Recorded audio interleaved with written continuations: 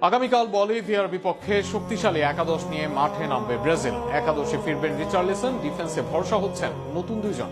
বলিভিয়ার সমুদ্রপৃষ্ঠ থেকে অনেক উঁচুর এই স্টেডিয়ামে ব্রাজিলের সম্ভাব্য একাদশ নিয়ে বিস্তারিত থাকছে প্রতিবেদন।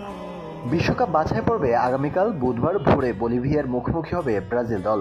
ম্যাচটি অনুষ্ঠিত হবে এল আলপোতে। সমুদ্রপৃষ্ঠ থেকে প্রায় 4,500 মিটার উঁচুতে এমন কঠিন পরিবেশে খেলতে একাদশ গঠনে বাড়তি সতর্কতা নিচ্ছেন কোচ কার্লো আনচেলত্তি।